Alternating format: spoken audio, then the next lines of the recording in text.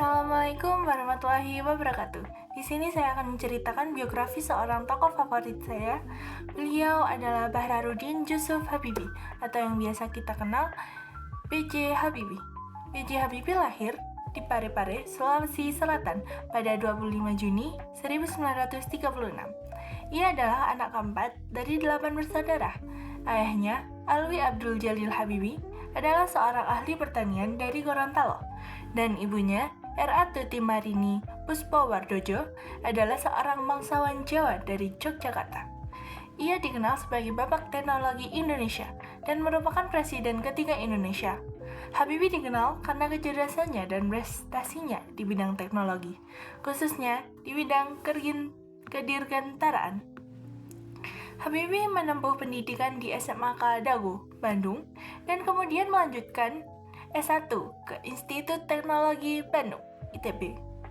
Setelah lulus dari ITB, ia melanjutkan pendidikan ke Jerman dan meraih gelar Doktor Ingenieur di Technische Hochschule Aachen dan predikat cum laude. Ia juga dikenal sebagai penemu teori Craig Propagation Theory yang diberi nama rumus faktor Habibie.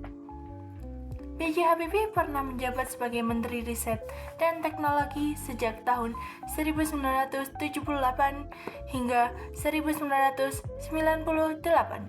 Ia memegang jabatan ini selama 20 tahun dan dikenal luas dengan kontribusinya dalam pengembangan teknologi di Indonesia.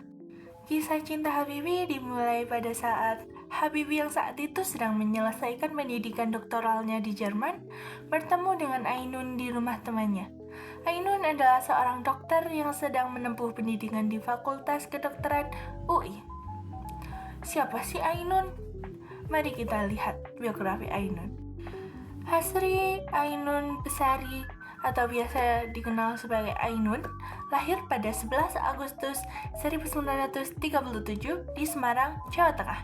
Ia adalah anak keempat dari 8 bersaudara. Ayahnya bernama Raden Mas Soekarji dan ibunya bernama Raden Ayu Soekarsi. Ainun menyelesaikan pendidikan dasar dan menengah atas di Bandung. Lanjut pada pertemuan mereka. Mereka berdua mengobrol tentang cita-cita dan pandangan mereka terhadap masa depan Indonesia. Habibie terpesona dengan kecerdasan dan semangat Ainun. Mereka kemudian menikah pada tanggal 12 Mei 1962 di Ranggamalela, Bandung. Dari pernikahan itu mereka telah memiliki 2 anak. 2 anak laki-laki bernama Ilham Akbar Habibie dan Thorik Kemal Habibie. Kedua putra mereka lahir di Jerman, tempat Habibie bekerja dan belajar. Ilham lahir pada 16 Mei 1963 dan Thorik lahir pada 1965. Habibie dan Ainun menjalani pernikahan yang harmonis dan penuh cinta. Ainun selalu menjadi sumber kekuatan dan inspirasi bagi Habibie. Ia selalu mendukung karir Habibie dan selalu ada di sisinya dalam suka maupun duka.